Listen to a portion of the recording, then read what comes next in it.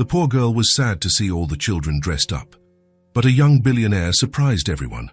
Thomas pushed open the glass door of the law office and stepped out onto the street. The envelope with the stamped documents was folded in the inner pocket of his jacket.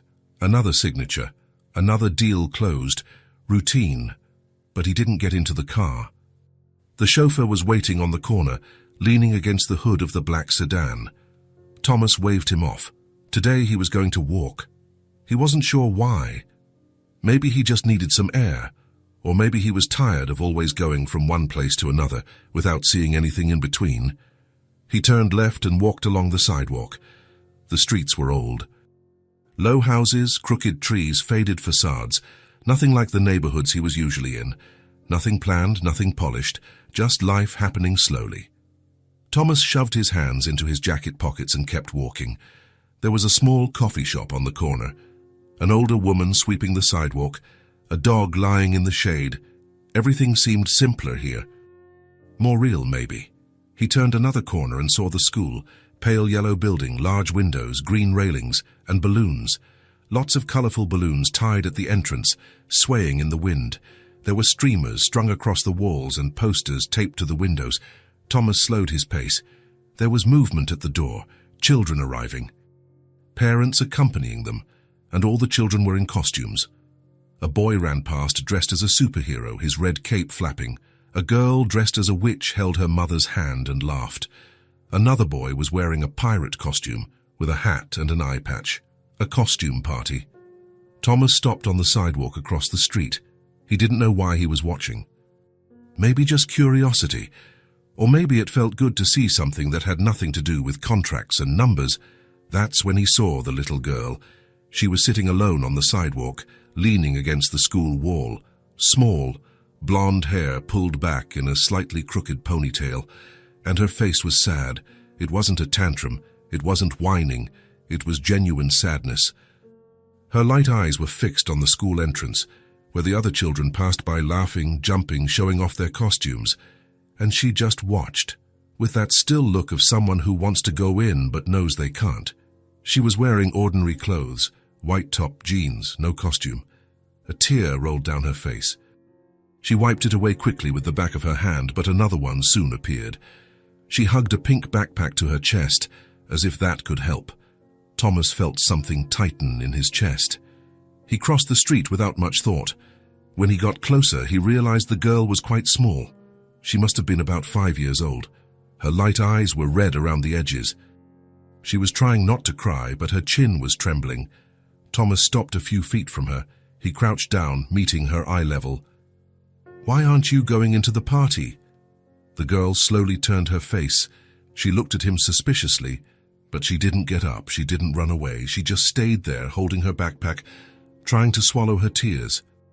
"I don't have a costume," she said, her voice thin but firm even while trembling. Thomas looked at her. He saw another tear roll down. He saw her wipe it away again, embarrassed. "And if you could choose, which costume would you wear?" She thought about it, bit her lip. Her light eyes sparkled a little, even though they were wet. "A fairy." "That sparkles." The answer came out softly but with conviction. Thomas nodded. "Wait here." He stood up and walked away quickly, without explaining anything. The girl stayed seated, watching him leave with wide, uncomprehending eyes. Thomas rounded the corner. He had seen a store nearby, one of those general stores, toys, school supplies, costumes hanging on racks. He found it in less than 3 minutes. He walked in. The doorbell above the door jingled. He went straight to the back. He scanned the costumes. Pink princess, butterfly, super heroine, and then he saw it. A fairy costume, lilac, simple, with a tulle skirt and small plastic wings that sparkled when the light hit them. He picked it up without looking at the price. He went to the counter, paid with cash, grabbed the little bag, and went back out to the street without waiting for the change. When he returned to the school, the girl was still there. Same position. But when she saw him, she lifted her face. The tears had dried, but her eyes were still red. And there was something different in them now, hope mixed with the fear of disappointment. He held out the little bag. "Here." The girl took it slowly, as if she couldn't believe it. She carefully opened it, peered inside, then she pulled out the costume. She held it in her hands. She ran her fingers over the wings that reflected the sunlight, and then the sadness was gone. It wasn't gradual, it was instant. Her face transformed, her light eyes truly shone, and she smiled. She smiled that huge smile that only a child can manage, with her whole face. Before Thomas could say anything, she dropped her backpack on the ground and threw herself at him. Her thin arms squeezed his waist tightly. Her blonde head rested on his jacket. She held on hard, as if she wanted to be sure that this was real. Thomas stood there, still unsure of what to do. He wasn't used to this. Children's hugs. Hugs without an agenda, with nothing but pure gratitude. He lifted his hand and patted her lightly on the back. "Go on, enjoy the party." She let go, picked up the costume and her backpack, and ran off.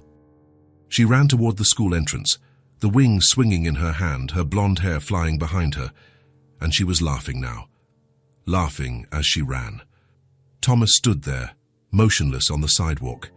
He saw when she went inside. He saw the teacher smile at her. He saw her disappear through the door, likely rushing to put on the costume, and then he was alone again. The street noise returned, cars passing, someone honking far away, the wind in the leaves, life going on. But Thomas didn't move. There was something in his chest. It wasn't exactly happiness. It wasn't pride. It was something else, something he couldn't name. He had seen a sad child and he had made her smile, just that, but it felt like more. It felt like, for a few minutes, he had made a difference. Not with money thrown at foundations, not with automatic donations at the end of the year, but with a simple gesture, direct, real. He had seen the sadness on her face, the tears she was trying to hide, the way she was squeezing her backpack, and he had done something. Thomas took a deep breath. He ran his hand over his face, looked up at the sky, then looked back at the school door. The girl didn't reappear. She must be inside now, dressed up, happy, just like the other children. Children forget quickly, but he wouldn't forget. He didn't know why, but he knew he wouldn't. He stood there for a few more seconds, listening to the muffled sound of music coming from the school, watching the last parents go in. Then he turned and started walking back. He put his hands in his pockets. He followed the same sidewalk. He passed the coffee shop again, the dog lying in the shade, but as he walked, the tightness in his chest didn't go away, and he didn't want it to. Because it had been a long time, a very long time since something had touched him like that. Without reason, without explanation, it just touched him. And Thomas didn't know what to do with that feeling. He didn't know why a 5-year-old girl sitting alone on a sidewalk, quietly crying, had affected him so deeply. He didn't know why her sadness had mattered so much. He didn't know why her smile, when it appeared, had been imprinted in his memory, but it was. And he knew, somehow, that this feeling wasn't going to fade easily. The street remained the same. Old, quiet, unhurried, but something had changed. He didn't know what. He just knew it had. And that maybe, just maybe, this wouldn't be the last time he saw that blonde girl with the light eyes. Thomas tried to return to his routine.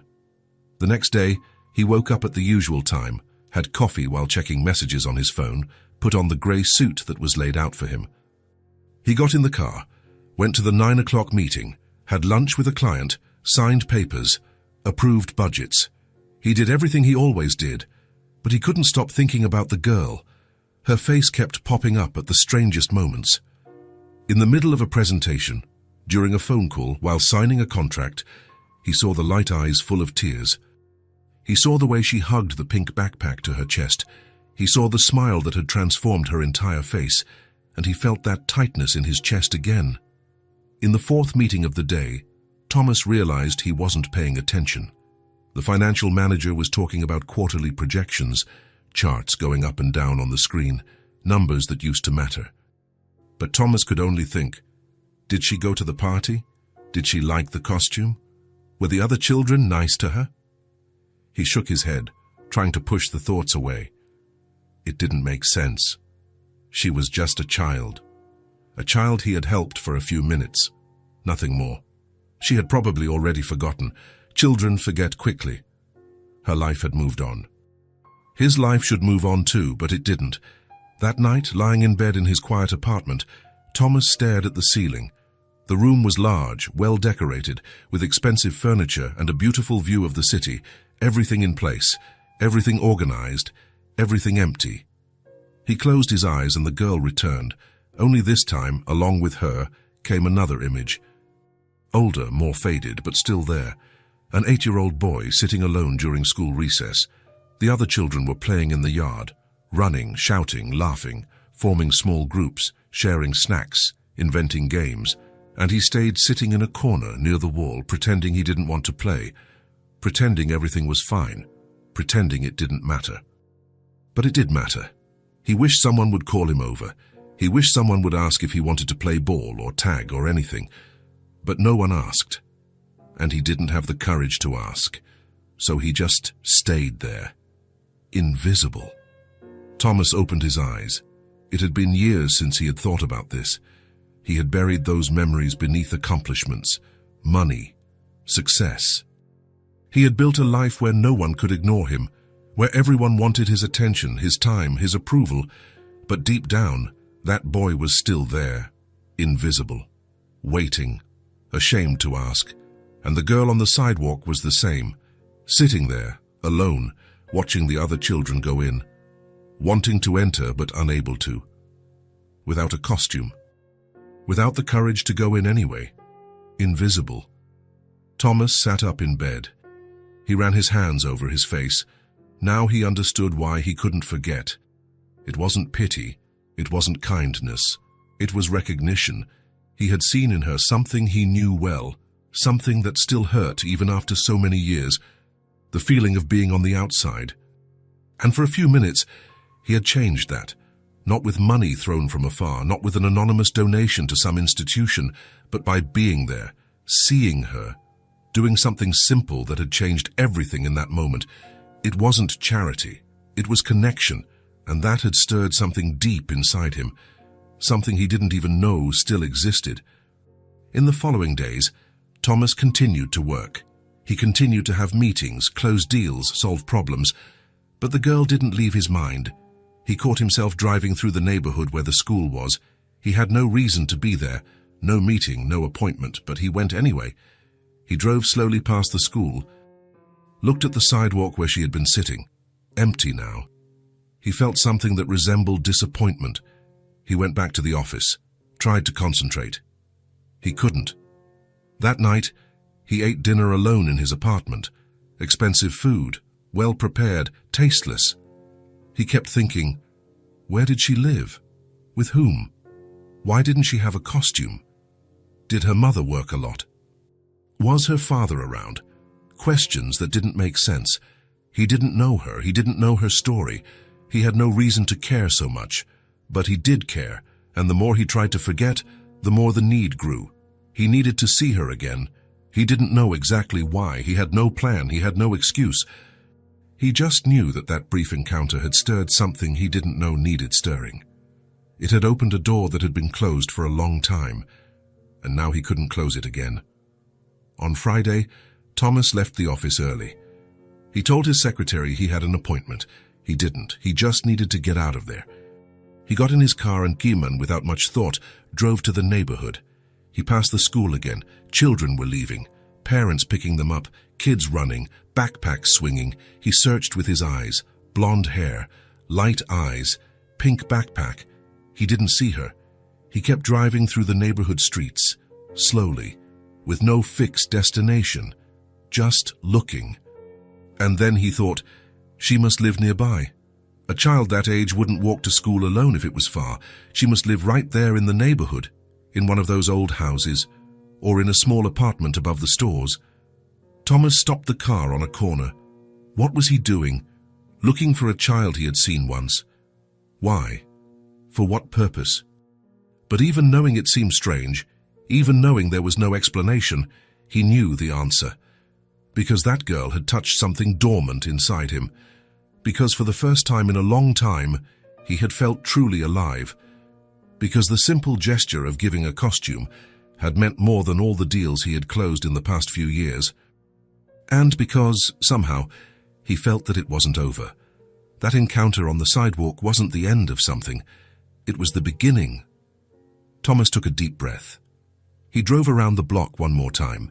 He passed a small diner, a pharmacy, a newsstand, and then he decided he was going to come back. He was going to look. He was going to find her. He didn't know when. He didn't know how, but he would, because he needed to. Thomas spent 4 days returning to the neighborhood, always in the late afternoon. After work, he drove through the same streets, past the school, searched with his eyes, blonde hair, pink backpack, light eyes, nothing. The following Monday, he was close to giving up. Maybe the family had moved.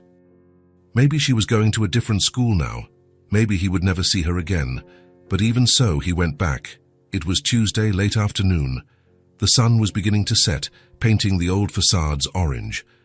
Thomas parked his car on a side street and decided to walk for a bit.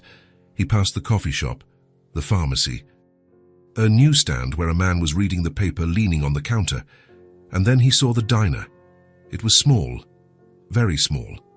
It was nestled between a closed clothing store and a hair salon. The facade was simple, with a faded sign that just read, Diner. There were 3 small tables outside on the sidewalk and a few mismatched chairs. Thomas looked inside through the window. He didn't know why he was looking. He just looked. And that's when he saw the girl. She was sitting at a small table near the window, alone, drawing in a notebook, her tongue sticking out, deep in concentration. Her blonde hair was loose now, falling over her shoulders. The pink backpack was hanging on the chair beside her. Thomas's heart beat faster. It was her. He stood on the sidewalk for a few seconds, just watching.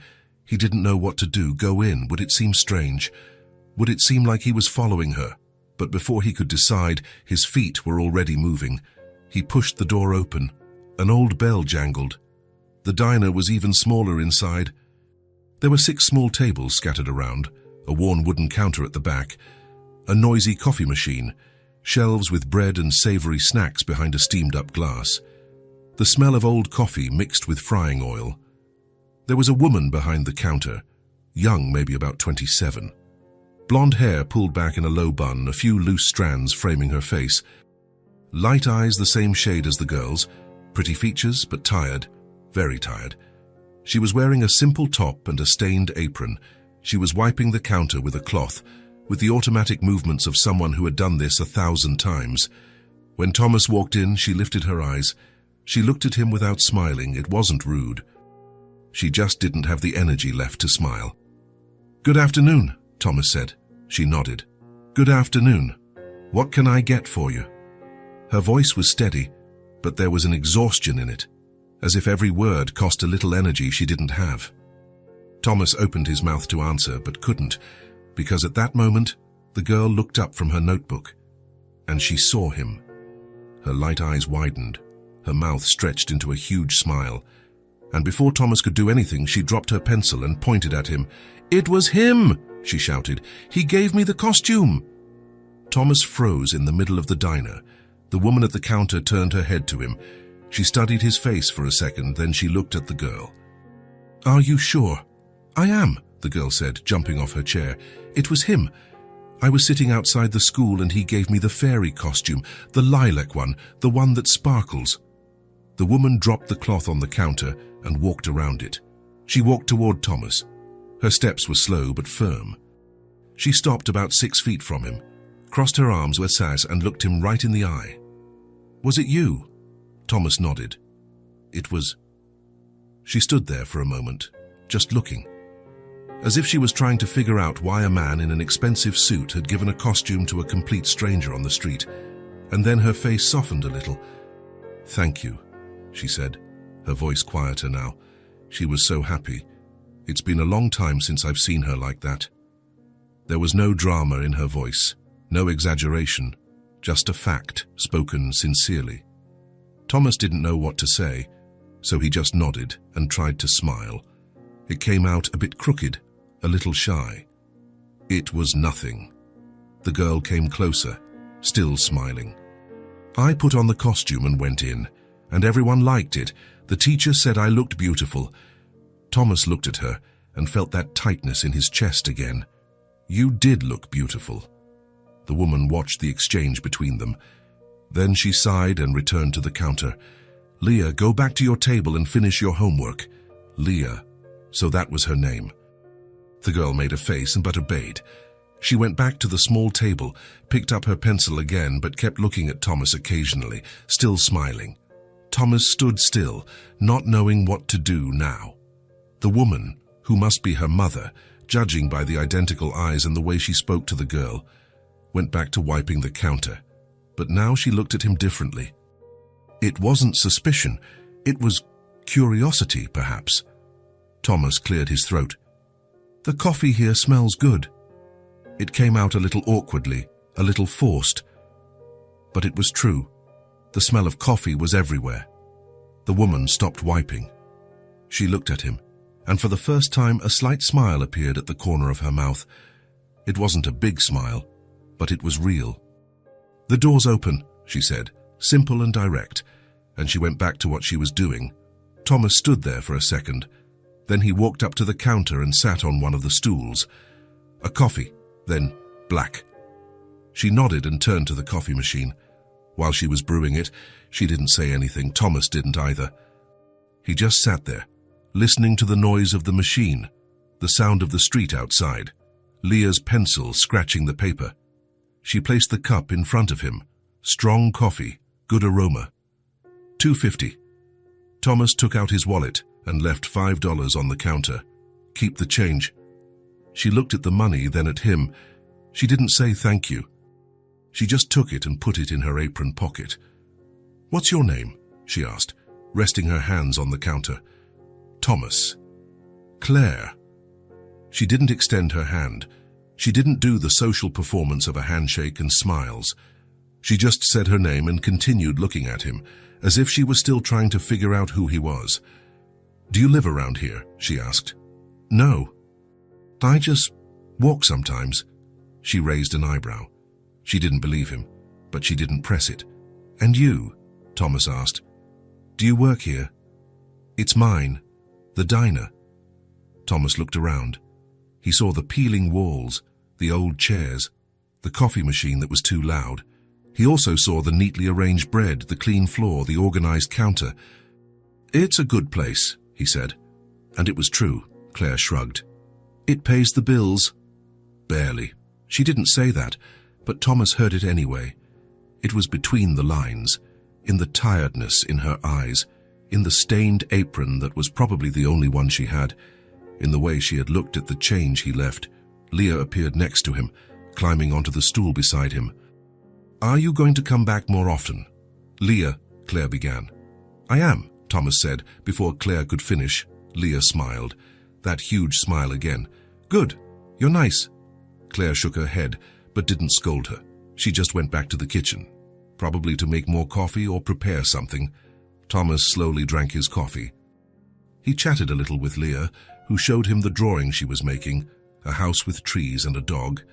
She talked about school, her teacher, a new friend she had made, and Thomas just listened. When he finished his coffee, he stood up. I have to go. Leah looked disappointed, but nodded. Claire came out of the kitchen. She looked at him. See you around, she said. It wasn't come back soon or it was a pleasure. Just see you around. Direct, no fuss. Thomas liked that. See you around. He left the diner and walked back to his car.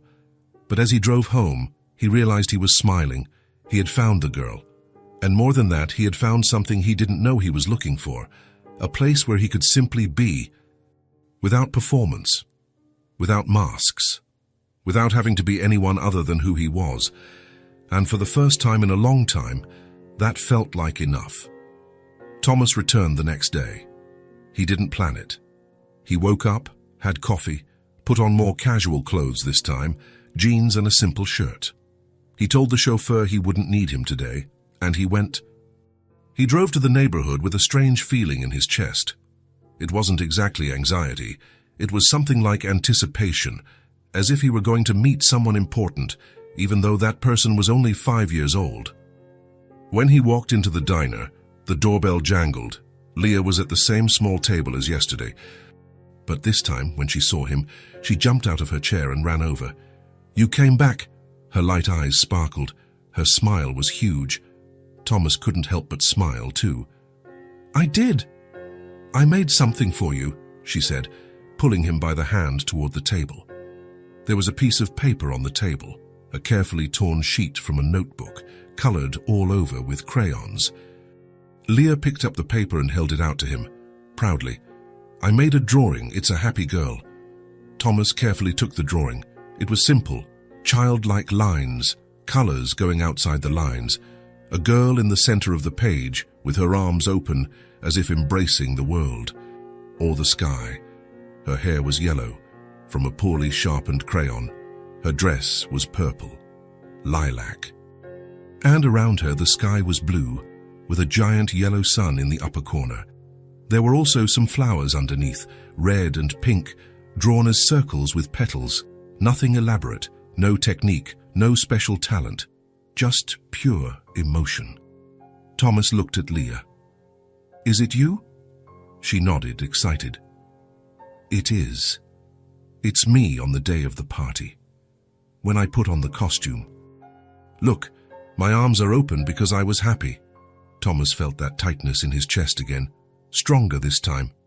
"It's beautiful." "You can keep it," Leah said. "It's for you, because you were nice to me."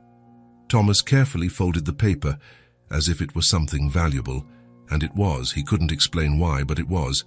"I'll keep it," and he put it away. In the inner pocket of his jacket, close to his heart, Leah saw and smiled even wider. "Really? Are you really going to keep it?" "I am, forever." Claire was behind the counter. Thomas felt her gaze, but when he turned, she was already tinkering with the coffee machine. She didn't say anything, she didn't smile. She just kept working, but there was something different in the way she moved. A slight softening. Thomas sat at the small table with Leah. She had several notebooks scattered around, pencils, an eraser, a worn pencil case full of crayons with broken tips. "What are you working on?" "Homework," she made a face. "Math." Thomas looked at the sheet. Simple calculations. "Addition and subtraction. Is it hard?" "A little bit. I don't know this one." She pointed to a problem. 27 plus 15. Thomas pulled his chair closer. "Can I help?" Her eyes lit up. "You can." And so it began. Thomas helped with the calculations. He explained slowly, with patience. Leah was quick to understand, but sometimes she would get distracted, start talking about other things, about the teacher who wore funny glasses, about a blue butterfly she had seen during recess, about a cartoon with unicorns that she watched on Saturdays, and Thomas just listened. At some point, Claire brought him a coffee without him having to ask. She put it on the table gently and left without a word. Thomas took a sip. It was still hot, strong, good. When Leah finished her math homework, she showed him her notebooks, the drawing one, full of colorful scribbles, houses, trees, people with big heads and thin arms. The calligraphy one, with shaky but neat letters, some words repeated several times. House, cat, sun. The science one, with drawings of plants she had copied from the board. "What about you?" she asked suddenly. "What about me? Did you study when you were little?" Thomas smiled. "I did." "Did you like it?" He thought. He remembered the empty classrooms, the lonely recesses, the constant feeling of not belonging anywhere.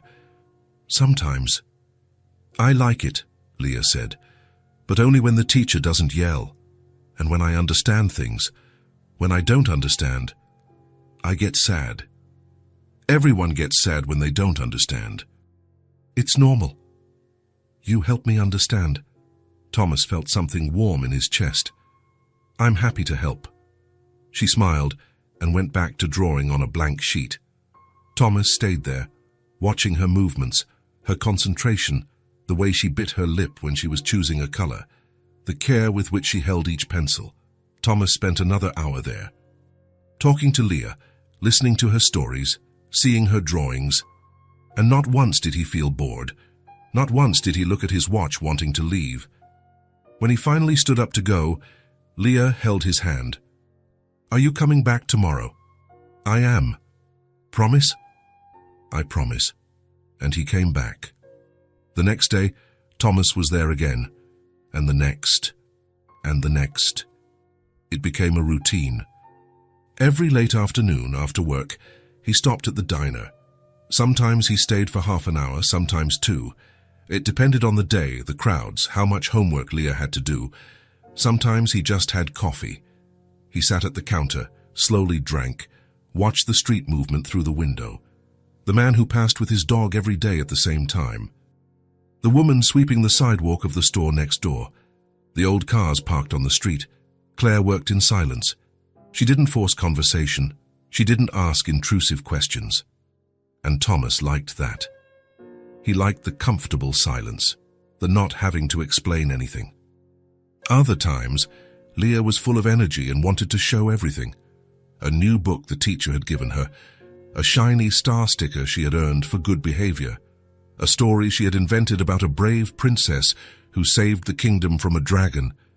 And Thomas listened to everything, every word, every detail, as if they were the most important things in the world. He helped with homework when she asked, math, English, science, simple things, but things that seemed huge to her, and when she got it right, the smile she gave made everything worthwhile. Leah started to trust him. She spoke more, laughed more. She told him things she probably didn't tell many people, how she was afraid of the dark and slept with a light on, how she wanted a dog, but her mum said they couldn't take care of one, how sometimes she missed having a dad like the other kids at school. She didn't say it with sadness. She just stated it as a fact, but Thomas felt the weight of it. He saw the shadow that passed over her light eyes, and he never knew what to reply, so he just stayed there, listening, present. Claire watched everything. At first, she kept her distance. She worked, cleaned, served the few customers who showed up. But Thomas noticed her gaze, studying him, trying to figure out who he was, why he came back, what he wanted. Thomas didn't blame her. If he were in her shoes, he would be suspicious too. But little by little, Claire started to relax. It started small. A good afternoon, when he came in. The usual, when he sat at the counter. A comment about the weather or the slow business of the day, or a difficult customer who had complained about the coffee. Nothing deep. Just enough to show that she no longer saw him as a threat. It was a Thursday, almost 2 weeks after he had first walked in there, that Claire truly talked. It was close to 7 in the evening. The diner was empty. The last customer had left about 20 minutes ago. Leah had finished her homework and was drawing again, lost in her own world of crayons and paper. Thomas was sitting at the counter, having his second coffee of the night. Claire was cleaning the coffee machine, her movements slow and tired, like someone who had done this 1,000 times. "Don't you get tired of coming here?" she asked suddenly. Thomas looked at her. "No, it's small, simple. Nothing special." "That's exactly why." She stopped cleaning and looked at him, frowning slightly. "What do you mean?" Thomas thought before answering. "My life is complicated, full of people wanting things, full of meetings, contracts, decisions, full of noise. It's different here. Here is real." Claire didn't say anything for a moment. Then she went back to cleaning. "Real," she repeated, as if testing the word. "That's one way to put it." Thomas didn't reply. He just took another sip of his coffee. Claire sighed. She dropped the cloth on the counter and rested her hands on it, looking down. "Life is tough," she said, more to herself than to him. "I wake up at 5 in the morning. I prepare everything. I open at 6. I stay until 8 at night. I do everything alone. I cook, I clean, I serve, I handle customers, I do the shopping, I pay the bills, I wash the dishes, I organize the stock." She lifted her eyes and looked at Leah. "And I still have to take care of her. Take her to school in the morning, pick her up in the afternoon, help with homework, make dinner, give her a bath, put her to bed. And at the end of the day, when I finally lie down, It's almost time to wake up again." There was no self-pity in her voice, just tiredness, deep tiredness. Thomas remained silent. He let her speak. "And the worst thing isn't even the tiredness," Claire continued. "It's the fear, constant fear, of not being able to pay the rent at the end of the month, of getting sick and not being able to work, of something happening to her and me, not being able to protect her. Fear that one day I just won't be able to handle it." She wiped her hands on her apron and crossed her arms, as if protecting herself. Her father left when she was 2. He just walked away, said he hadn't asked to be a father, that he wasn't ready. And he never came back, never called, never sent anything, never cared if she was okay, if she was eating, if she was sleeping, nothing. Her voice was harsher now. "Since then, it's just me. And sometimes I don't know if I'm doing enough. I look at her and I see everything she doesn't have. New clothes, toys, outings, a costume for the school party." Claire stopped, took a deep breath, ran her hand over her face. "And then you show up, out of nowhere. You give her a costume. You come back the next day. You keep coming back every day. And I keep wondering, why? What do you want?" Thomas looked into her light eyes, so similar to Leah's, but more tired, more guarded. "Nothing," he said, simple and direct. "Nobody does anything without wanting something in return." "I do." Claire studied him, looking for a lie. Looking for a hidden motive, looking for the trick. She didn't find it. "You're strange," she said, but without malice, almost with curiosity. "I know." She almost smiled. Almost, "Leah likes you. She waits for you to arrive every day. She gets excited when the doorbell rings. She talks about you when you're not here. Is Thomas coming today? Has Thomas left work yet?" Thomas felt something tighten in his chest. "She's a good girl." "She is," Claire said, and this time the tone was softer. There was love there, a lot of love. "She's the best thing I've ever done, even if it's hard, even if I don't have money, even if I haven't slept properly in 5 years, even if sometimes I'm so tired I can barely stand. She's worth everything." Thomas nodded. "I see that. You do. I do. In the way you look at her, in the way you work non-stop to give her a life, in the way you worry about every detail. I see it." Claire was silent. She looked down. She blinked a few times, quickly. After a moment, she picked up the cloth again and went back to cleaning. "You can keep coming if you want," she said without looking at him. "Leah likes it, and it's not bad to have someone around who doesn't want anything." Thomas smiled. "I'll keep coming then." And he did. Days turned into weeks. And Thomas was there almost every day. It became part of the routine, part of the scenery, part of that little world inside the diner. He got to know the regular customers, the man who came every day at 7 in the morning for coffee and to read the paper at the corner table, the elderly woman who bought bread to take home and always complained that it was expensive but bought it anyway, the young man who worked at the pharmacy and always ordered orange juice with ice. He learned Leah's preferences. She loved chocolate truffles but hated carrots. She liked drawing but didn't like writing compositions. She loved princess stories, but only if they were brave and weren't waiting for any prince. And he got to know Claire, little by little, piece by piece. He discovered she was 27 but looked older because of the tiredness. That she had bought the diner with the little money she had saved working 2 jobs at once. That she had no family nearby. Her parents had died in a car accident when she was 22, leaving behind only debts. That she had raised Leah alone since her father left, with no help from anyone, and Thomas never offered pity. He never said, "I'm sorry," with that tone that made her seem unfortunate. He never tried to fix things with money or easy solutions. He was just there. He listened when she wanted to talk. He was quiet when she didn't. He drank coffee. He helped Leah with her homework. And he left without making a fuss, and somehow that was enough. Because Claire didn't need someone to solve her problems. She needed someone who was just there, without judging, without pressuring, without wanting anything. And Thomas discovered that he needed that too.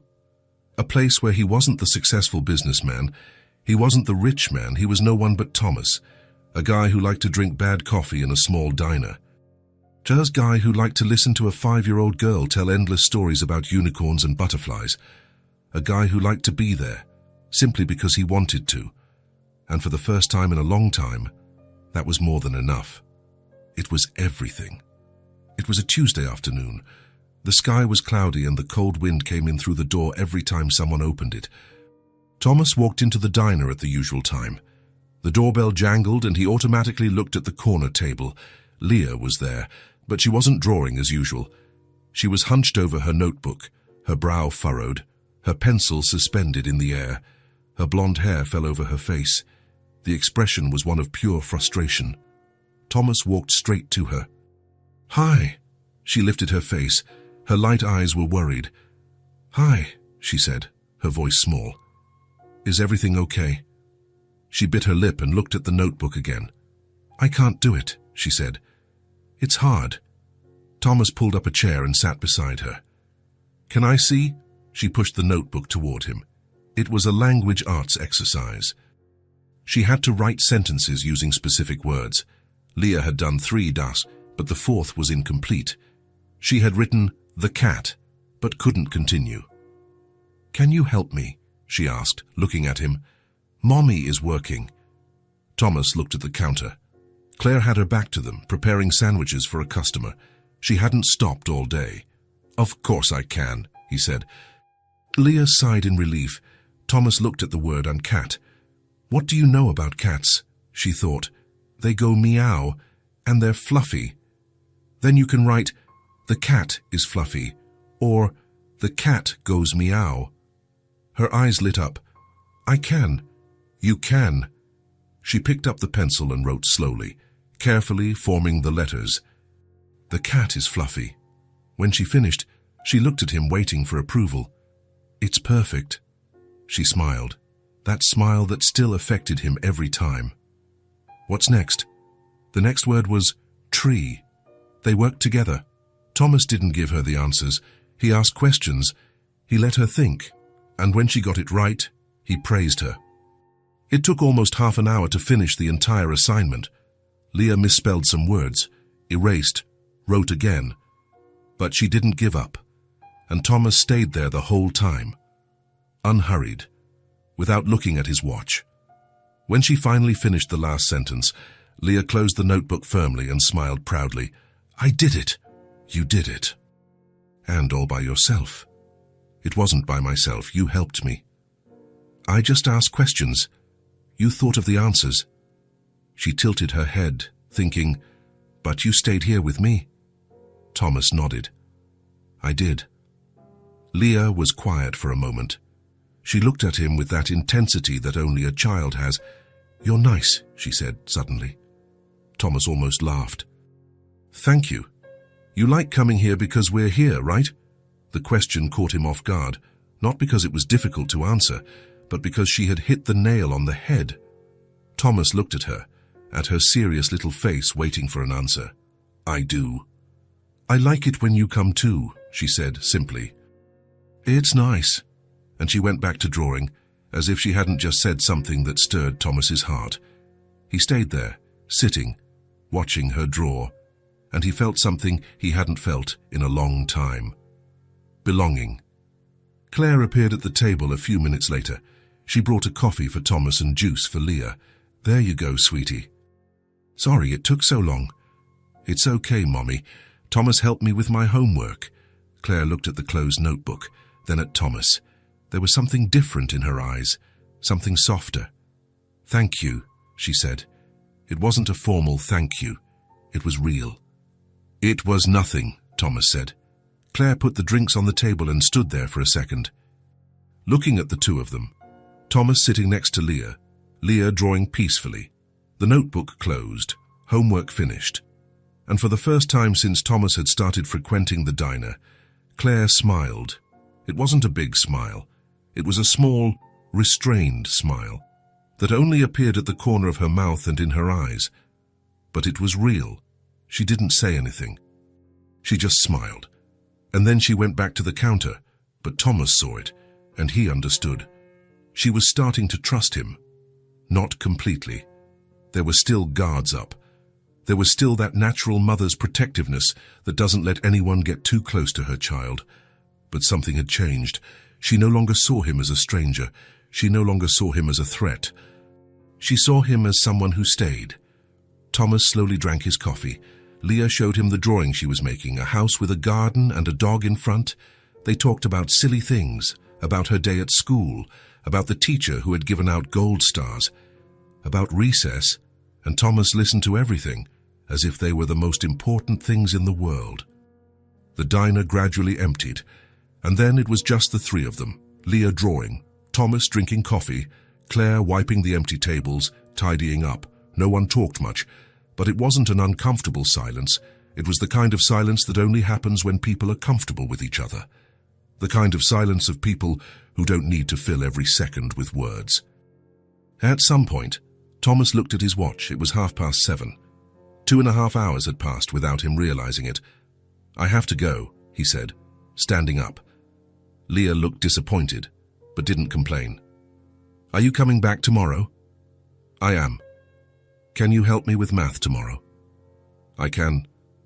She smiled and went back to her drawing. Thomas walked up to the counter. Claire was drying some cups. "How much do I owe you?" $2.50. He left $5 on the counter, as usual. Claire took it and put it away without saying anything. But when he was almost at the door, she spoke. "Thomas." He turned. She was standing behind the counter, with the cloth in her hand. "Thank you," she said again, "for helping her, for being here." It wasn't just about the homework. Thomas knew that. It was about everything, about all the times he had shown up, about all the times he had stayed. "I like being here," he said, and it was true. Claire nodded. The slight smile returned. Just for a second, but it returned. "We like you being here too." Thomas felt something warm in his chest. He waved to Leah, who waved back without taking her eyes off her drawing, and he left. The cold wind hit his face as soon as he stepped onto the sidewalk. The street was dark, with only a few streetlights on. Thomas put his hands in his pockets and walked to his car. But before getting in, he looked back. The diner was lit up. He could see Leah still sitting at the table. He could see Claire moving behind the counter, and for the first time in a long time, Thomas felt he was in the right place, doing the right thing, being who he needed to be. Not the businessman, not the rich man, just Thomas. And that was enough. He got in the car and drove home. But the tightness in his chest remained, that good tightness. Of someone who found something they didn't know they were looking for and didn't want to let go anymore. It was a Friday when Thomas made the invitation. He had just arrived at the diner. Leah was finishing her math homework, her tongue sticking out as usual when she was concentrating. Claire was wiping the counter, her movements slow, like someone at the end of a long day. Thomas stood at the door for a second, thinking about whether he should or shouldn't. He had thought about it all week. He had rehearsed it mentally several times, but now that he was there, the words seemed stuck. He took a deep breath and walked to the counter. "Claire," she lifted her eyes. "Hi, want coffee?" "I do, but I wanted to talk about something first." She stopped cleaning, looked at him with her full attention. "Is everything okay?" "It is.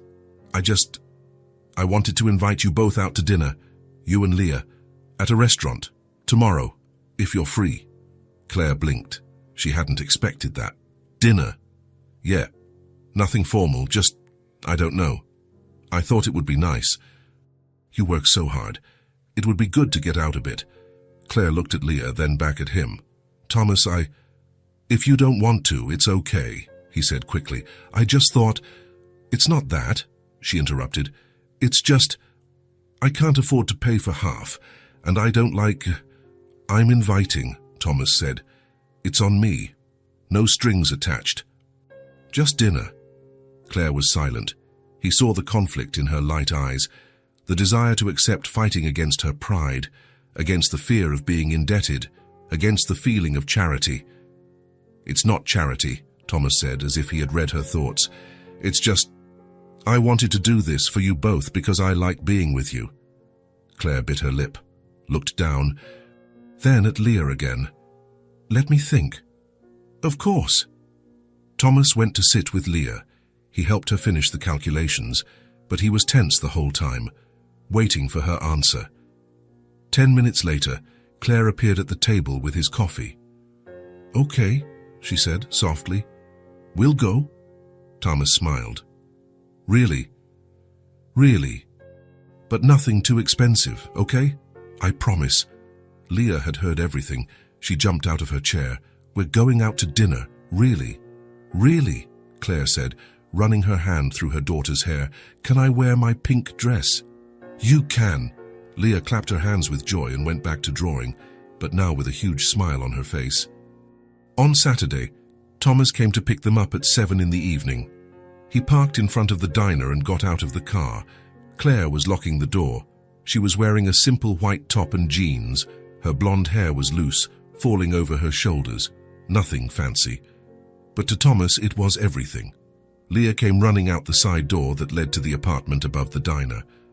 She was wearing a pink dress, worn at the edges but clean and well cared for.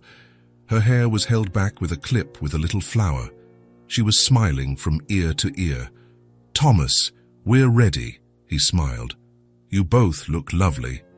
Claire looked away, a little embarrassed, but Leah twirled, making the dress fan out. "Do you like it?" "It's my best dress. It really is lovely." They got into the car. Leah got in the back seat, fascinated by the size of the car.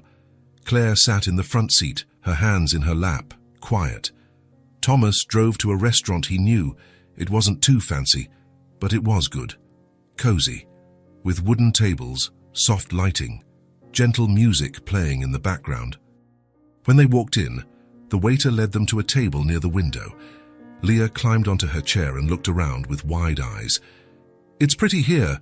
Claire picked up the menu, and Thomas saw her face change. She looked at the prices and swallowed hard. "Thomas, this is... just enjoy it," he said before she finished. "Tonight is just for enjoying." "Don't worry," she looked at him, still uncertain. "Seriously," Thomas insisted. "Order whatever you want, whatever Leah wants. Don't think about the price."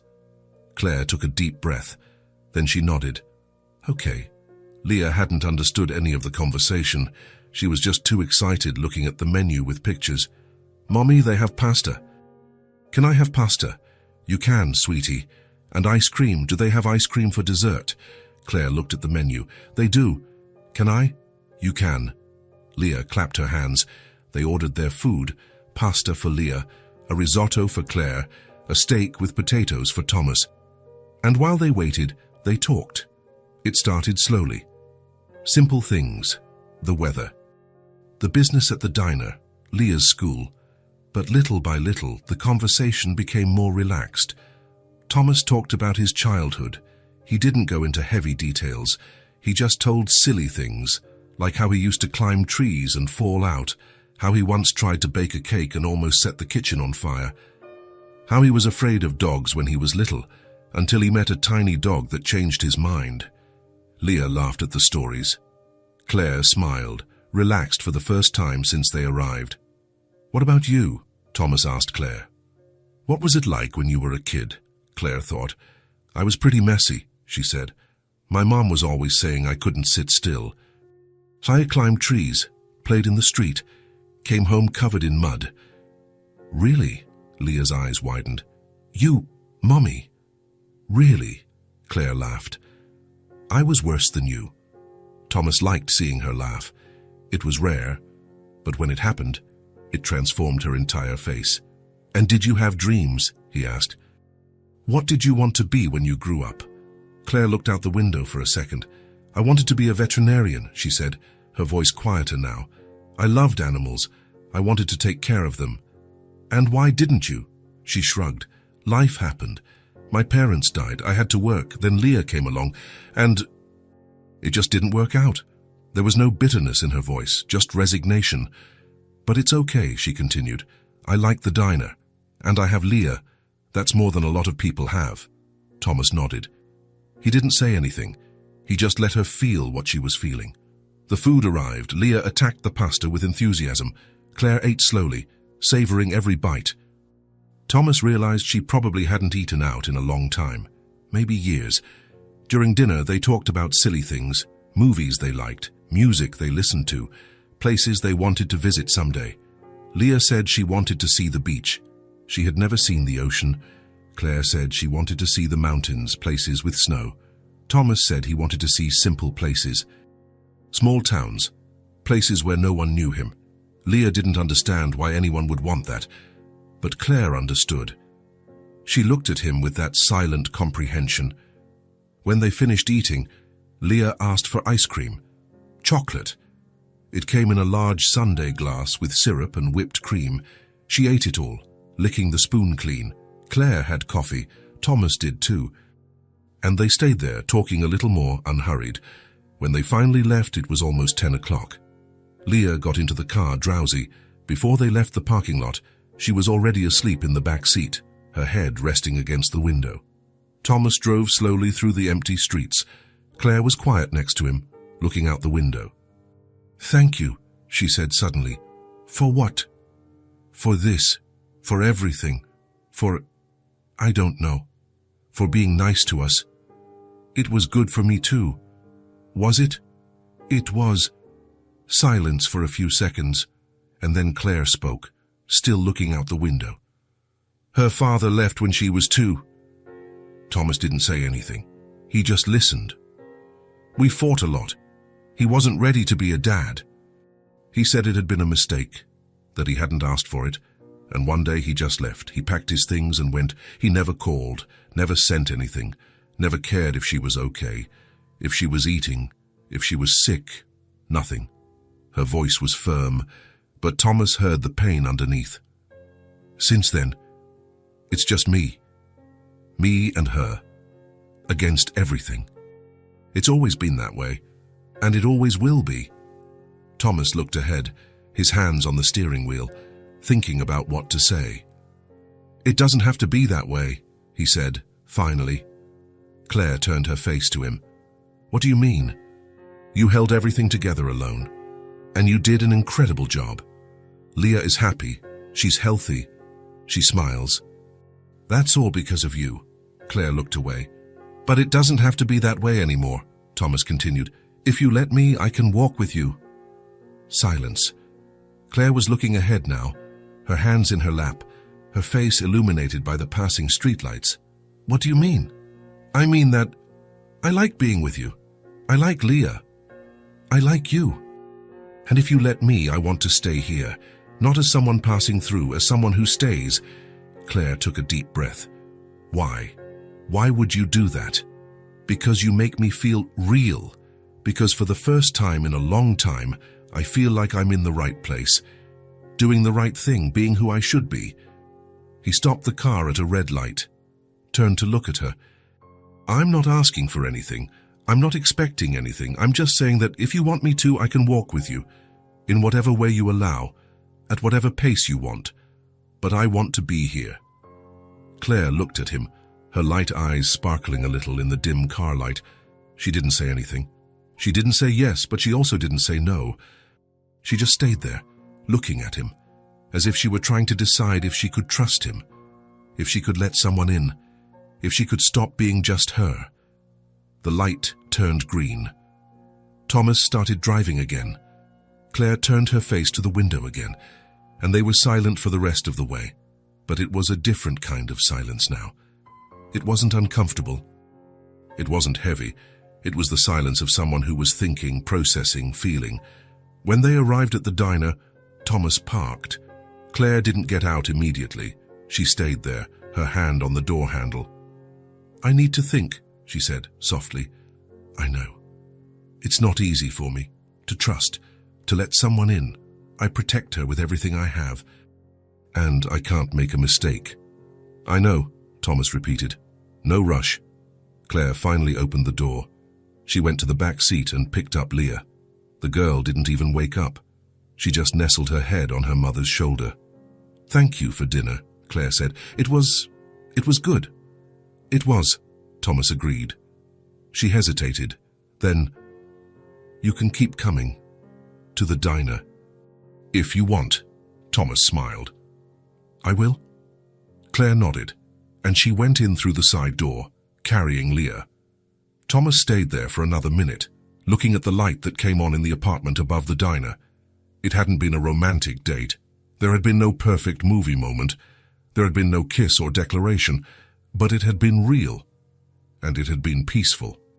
For him, for her, for Leah. A moment where everything felt lighter, where everyone breathed easier, where everyone had simply been. Thomas started the car and drove away, but he knew something had changed. Claire hadn't said yes, but she hadn't said no either, and for now that was enough. It was a Thursday when Thomas offered a ride. The diner had closed earlier because Claire needed to take Leah to the doctor the next morning. Leah already had her backpack on, yawning. Claire was locking the door, tired as usual at the end of the day. Thomas was leaving with them. "Are you walking?" he asked. "We live right up here," Claire said, pointing to the apartment above the diner. Oh, but he actually already knew that. He just didn't know what else to say. They stood there on the sidewalk for a few seconds. Leah was holding her mother's hand, her eyes half closed. "Do you want me to walk you up?" Thomas asked. "Just to the top of the stairs. It's dark." Claire was going to refuse. He saw it in her eyes. But then she looked at the empty street, the burned-out streetlight on the corner, the heavy silence of the night. "Okay," she said. It wasn't far. They just had to go around the building and up the external staircase on the side. But Thomas went along anyway. The stairs were narrow and old. The concrete steps were cracked. The railing was loose in a few spots. Claire went first, Leah clinging to her. Thomas followed behind. When they reached the top, there was a worn wooden door. Claire opened it with her key. "Thank you," she said. "You're welcome." Leah waved to him, drowsily. "Bye, Thomas." "Bye, Leah." But when Thomas started to go down, Claire spoke. "Thomas." He stopped. Turned around. She was standing in the doorway, Leah already inside the apartment. The faint light illuminated her tired face. Do you want to come in? Have a coffee?" Thomas was surprised. Claire had never invited him in. She had never let him see where they lived. "I do," he said. The apartment was small, very small. One room served as a living room and a bedroom at the same time. An old sofa, an antique TV, a small table. At the back, a tiny kitchen and a door that must lead to the bathroom. Another door, closed, must be Leah's bedroom. But it was clean, organized. There were Leah's drawings taped to the refrigerator. There was a colorful blanket on the sofa.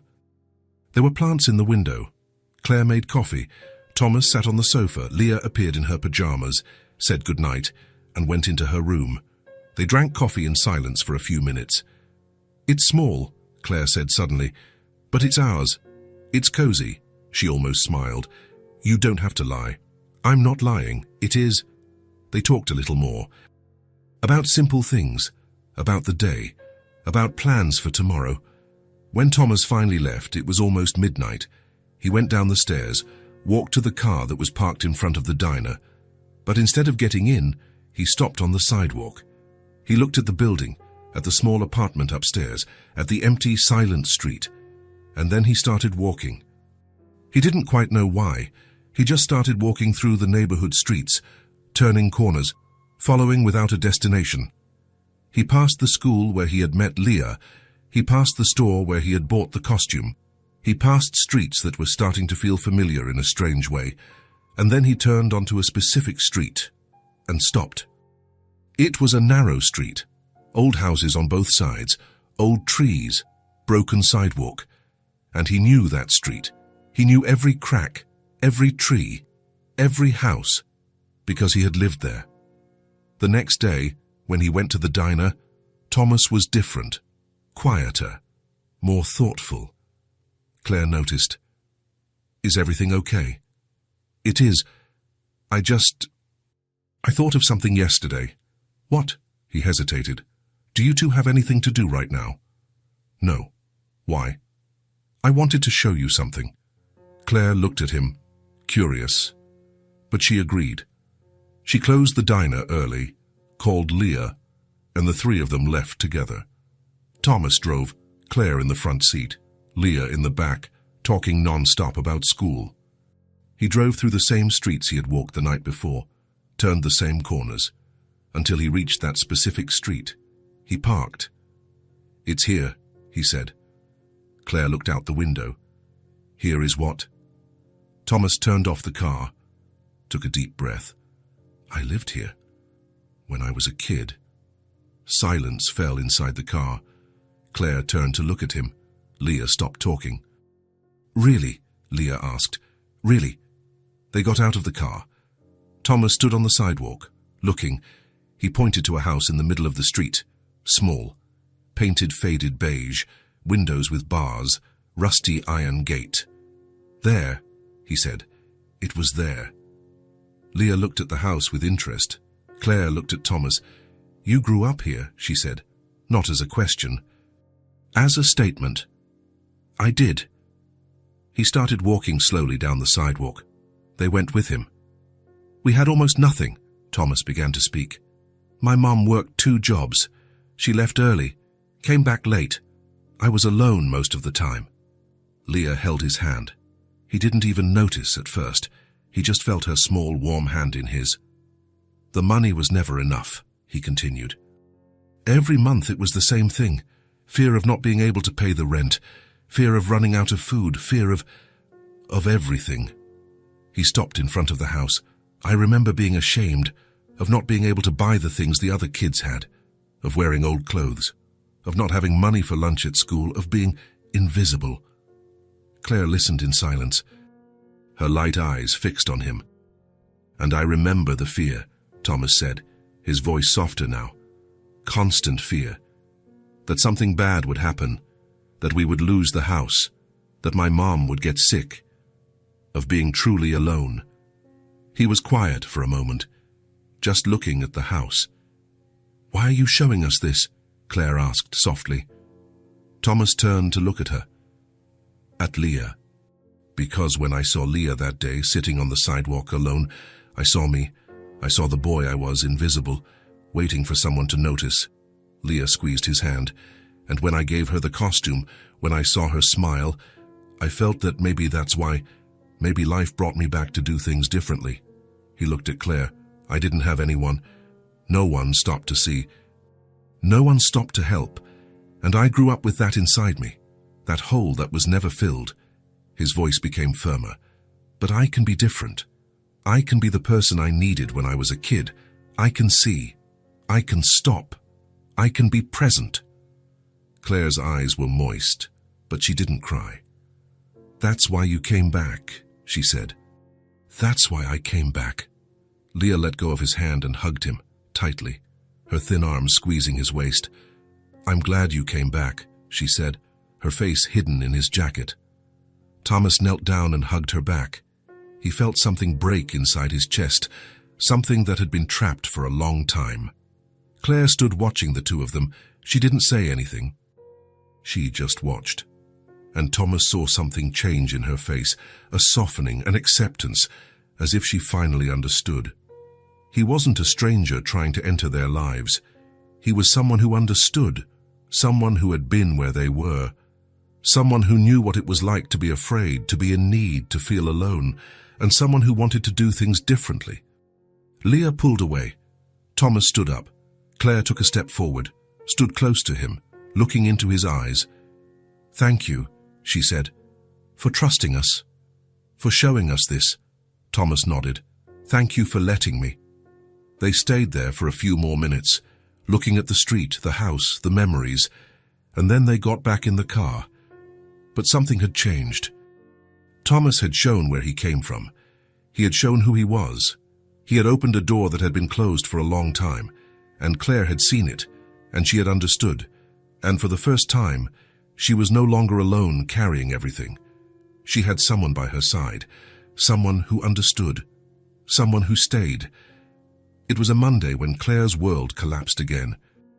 Thomas had just arrived at the diner, 5:30 in the afternoon as usual. The doorbell jangled. He walked in smiling, ready to have coffee and hear about Leah's day at school. But when he looked at the counter, he realized something was wrong. Claire was standing still, motionless, with a paper in her hand.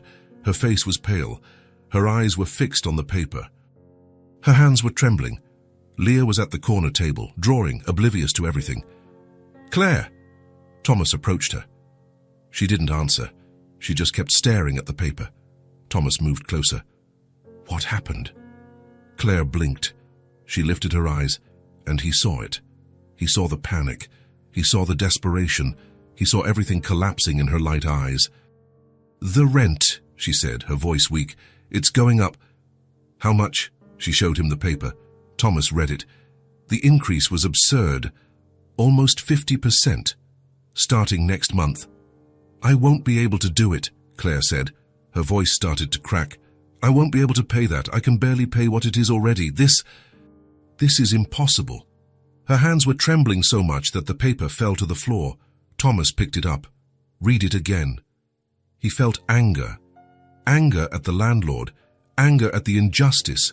Anger at everything that always weighed down on those who were already at their limit. Claire covered her face with her hands. "I don't know what to do," she said, and now her voice was really breaking. "I have nowhere to go. I don't have anyone. I don't have any savings. I don't—" She stopped, took a deep breath, tried to control herself. Her hands were still covering her face. "I'm sorry," she said, quickly wiping her eyes. "I'm sorry, I don't know what to do." Thomas didn't know what to say, so he just stood there, present. "I work so hard," Claire continued, more to herself than to him. "I work every day. I wake up at 5 in the morning. I open the diner at 6. I stay until 8 at night. I do everything alone. I cook, I clean, I serve, I buy, I pay. And it's still not enough. It's never enough." Her voice was heavy with tiredness, with years of carrying everything alone. She looked at Leah, who continued drawing, innocent, unaware of anything. "How am I going to tell her? How am I going to tell her that we'll have to leave here, that I failed her again?" "You didn't fail," Thomas said firmly. "Yes, I did. I can't give her a stable life. I can't give her security. I can't—" "Claire, stop." She looked at him, her eyes red, her face wet with tears. "You didn't fail. You're doing everything you can, more than most people would, more than you should have to do alone. This isn't failure. This is life being unfair." Claire shook her head. "But the result is the same. We're going to lose the house. I'm going to have to close the diner. I'm going to have to—" She couldn't finish. She just started to cry, quietly, trying not to make a sound so Leah wouldn't hear, trying to control herself even when everything inside her was screaming. Thomas took a step forward, and he hugged her. Claire was tense for a second. Then she collapsed. She rested her face on his shoulder and cried for real now. Everything she had been holding back, everything she hadn't let out, the entire weight of carrying everything alone for so long. It all came out there, in that hug. Thomas just held her. He didn't say anything. He just let her cry. Let her feel. Let her break down. When she finally stopped, she pulled away, wiped her face with the back of her hand. Embarrassed. "I'm sorry." "You don't need to apologize.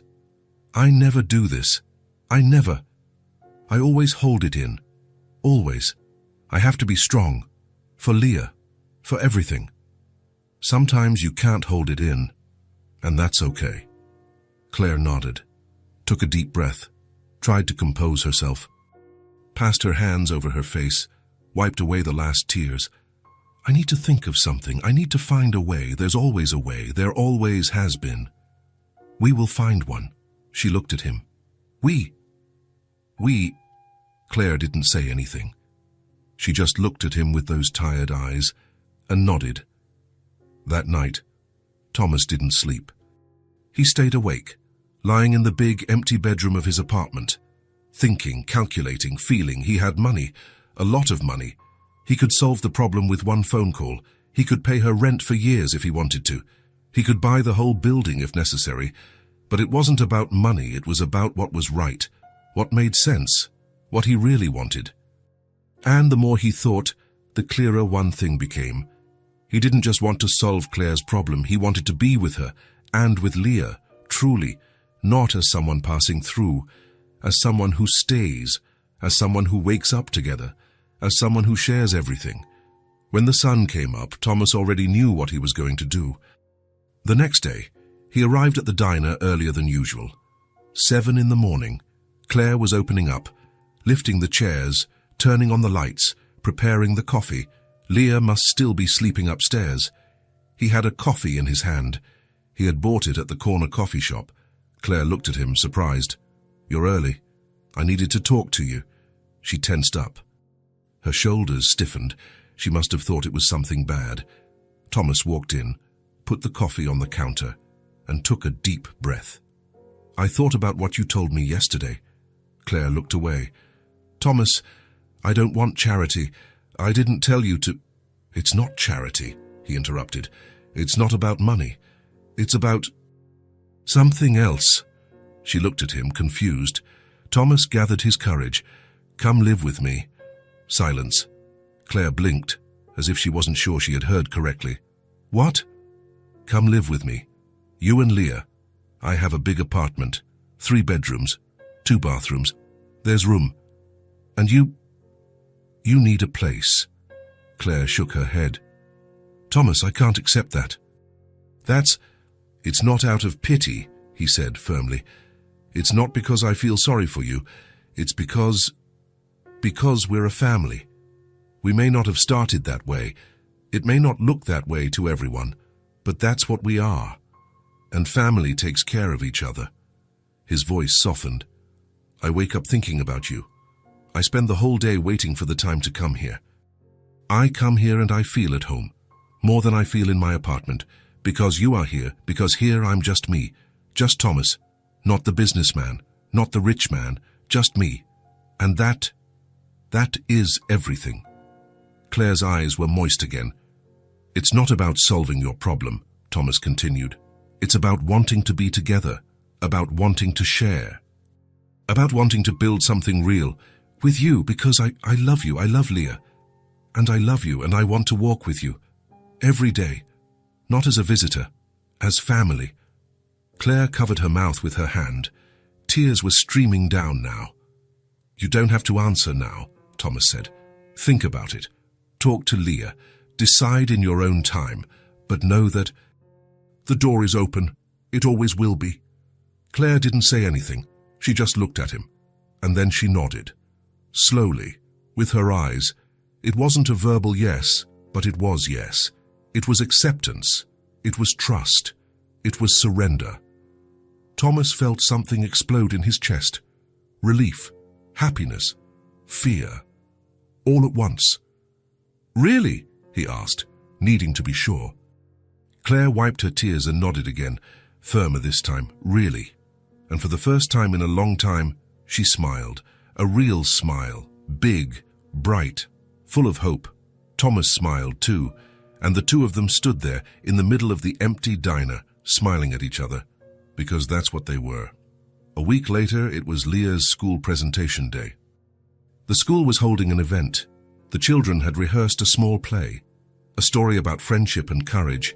Leah had a small role, 2 lines, but to her, it was huge.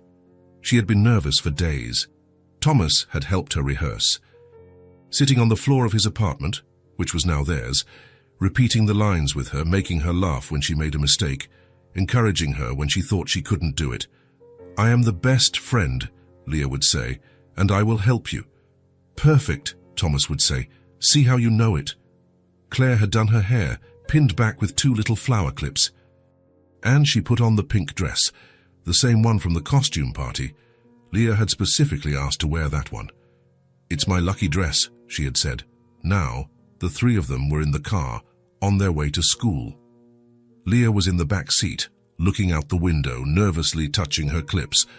"What if I forget my line?" she asked for the 5th time. "You won't forget," Claire said, turning around. "You rehearse so much, you know it by heart." "But what if I do forget?" "Then you improvise," Thomas said. "Say anything. No one will know." They're not waiting for the exact words. They're waiting for you. Really? Really? Leah seemed a little calmer. When they arrived at the school, the yard was full. Fathers, mothers, grandparents, siblings, everyone talking, waiting. There were chairs lined up facing the stage, balloons on the ends, posters made by the children hung on the walls. Leah held Claire's hand tightly. "I'm scared." Claire knelt down, meeting her eye level. "You are brave," she said. "You always have been, even when you're scared. And we'll be there, watching you. You can look at us whenever you need to. We'll be there. Promise?" "I promise." Thomas knelt down too. "You're going to ace it," he said. "Seriously, it was incredible seeing you there. Just go up there and do it. And if you get nervous, just look at us." Leah smiled. A small smile, but real. She went in with the other children, disappeared inside the school. Thomas and Claire went to the audience, plastic chairs in the yard. They sat side by side. Claire was tense, fidgeting with her hands. Thomas held her hand. She squeezed back. The presentation began. The lights dimmed. The music started. The children came in. Leah was in the middle. The pink dress stood out. Her blonde hair shone under the lights. She looked out at the audience, searched with her eyes, and she found them. Claire and Thomas, side by side, looking at her, smiling. Thomas waved. Claire blew a kiss, and Leah smiled back. It was no longer nervousness, it was confidence. It was security. She had someone there. She had two someones there, watching, cheering. Present, the play began. The children spoke. They moved. Leah stayed quiet, waiting for her turn, but steady. When her turn came, she took a step forward. "I am the best friend," she said, her voice clear, "and I will help you." Claire squeezed Thomas's hand tightly. Thomas felt his chest tighten. Pride, emotion, love. Leah continued. She said the second line. She didn't miss a single word. Her voice came out firm, clear, confident. When she finished and returned to her spot, Claire had tears in her eyes. "She did it," she whispered. "She did it," Thomas said. The presentation continued. Other children spoke. The story unfolded, and finally ended. The children returned to the stage and bowed. People applauded, shouted, cheered.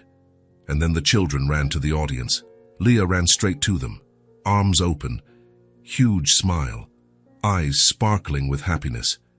Claire stood up and picked her up, hugged her tightly, spun her around, laughing and crying at the same time. "You were perfect," she said. "Perfect. You didn't miss anything." Thomas stood beside them. Leah reached out an arm to him. He came closer, stroked her blonde hair. "You crushed it," he said.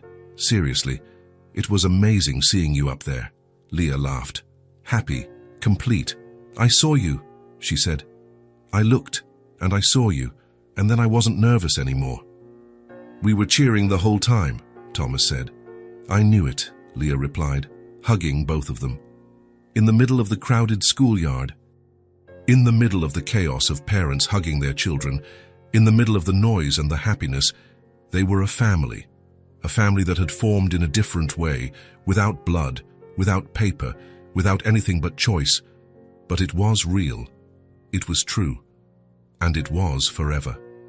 6 months later, Thomas woke up to the smell of coffee coming from the kitchen. He slowly opened his eyes, stretched his body, and stared at the ceiling for a few seconds. And he smiled. He got up, put on a shirt, and went to the living room. Claire was in the kitchen, her back to him, making breakfast. Her blonde hair was tied in a messy bun. She was wearing an old top and sweatpants, nothing special, but to Thomas, it was everything. "Good morning," he said. She turned and smiled. "Good morning, coffee is almost ready." He walked over, kissed her forehead. She leaned into him for a second. A simple gesture, natural, as if it had always been this way. "Is Leah awake yet?" Thomas asked. "She is. She's in her room choosing an outfit." Thomas walked to the hallway. He stopped at Leah's bedroom door. The room was small, but it was hers, totally hers. The walls were covered with drawings, old and new drawings, houses, flowers, people, animals, castles, fairies. There was a bed with colourful sheets, a small table with scattered crayons, a low bookshelf full of books and toys, stuffed animals piled up in a corner. Leah was standing in front of the open closet, looking at her clothes with a serious face. "Which one should I wear?" she asked when she saw Thomas. "Whichever one you want." "But which one is prettier?" Thomas walked into the room and looked. He pointed to a blue shirt with little stars. "That one." Leah picked it up and smiled. "I thought so too." She got dressed quickly, grabbed her backpack that was already packed, and ran to the kitchen. Thomas stayed there for another second, looking at the room, at the drawings on the walls, at the neatly made bed, at the things spread out with that organized messiness of a child, and he felt that good tightness in his chest. She had a room, a space, a place that was just hers. He went back to the kitchen. Leah was sitting at the table, eating toast with jam. Claire was pouring his coffee. The TV was on low, news that no one was paying attention to. They sat together, had coffee, talked about the day. Leah had a math test. Claire had a meeting with a supplier. Thomas had a contract to close. Normal things. Routine. Life. But it was a routine full of laughter, of inside jokes, of glances that said more than words. When they finished, Claire got up to take Leah to school. Thomas offered to go too, but Claire said it was fine. "See you later," she said, kissing him quickly. Leah hugged Thomas. "Bye." "Are you going to help me with my homework today?" "I am. Promise. I promise." She skipped out. Claire grabbed her keys and bag, waved at Thomas, and they left. Thomas was left alone in the apartment, but it wasn't that empty silence from before.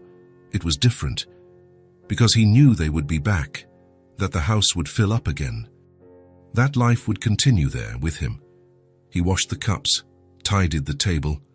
He walked past Leah's room and closed the door she had left open. He walked past the bedroom he now shared with Claire. The bed was unmade, her clothes mixed with his in the closet, her things on the dresser, perfume, lotion, a book half read, signs that she was there, that she was staying, that she wasn't leaving. Thomas got ready and went to work. The day passed quickly. Meetings, calls, papers to sign, but he didn't get lost in it like before, because now he had something waiting for him at home. When he returned, in the late afternoon, Claire was in the living room working on her laptop. She had started a small online business. She sold homemade sweets. Cakes, pies, chocolate truffles. Still small, but it was growing. And the best part, she was breathing easier now. She no longer had that constant weight on her shoulders. She no longer had that fear in her eyes. She no longer had that deep exhaustion. She still worked hard, but it was different, because now she wasn't carrying everything alone. "How was it?" Thomas asked. "Good, I closed 3 orders today." "That's great," she smiled, a calm smile. "Happy." Leah came running out of her room. "Thomas, you're back. Come help me with math." He dropped his briefcase and went. They sat together at her small desk. They did the homework.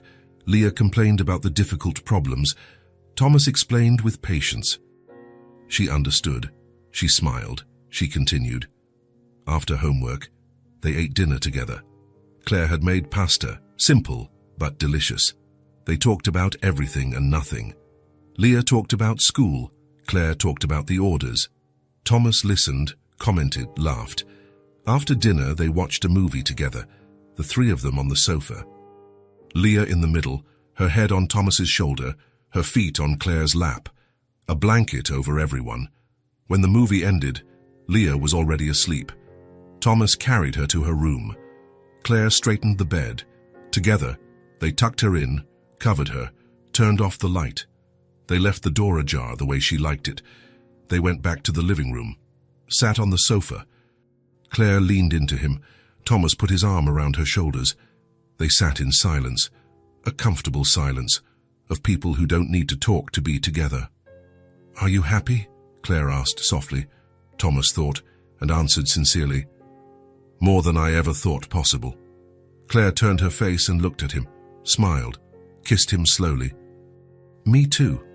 And they stayed there, in the house that was now theirs, sharing bills, stories, silences, and affection.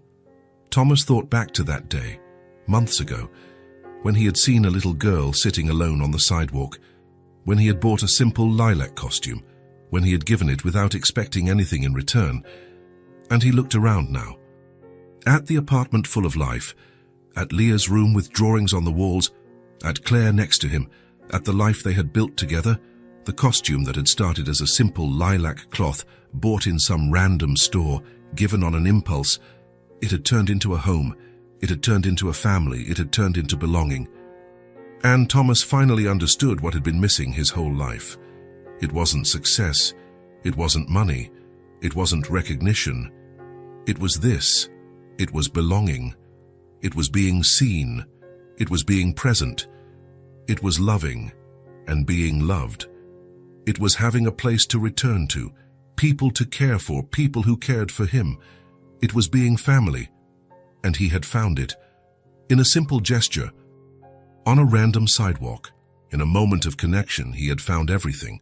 If this story touched your heart, subscribe to the channel and turn on notifications so you don't miss the next ones. Leave a like because it helps this story get recommended to more people. See you in the next story.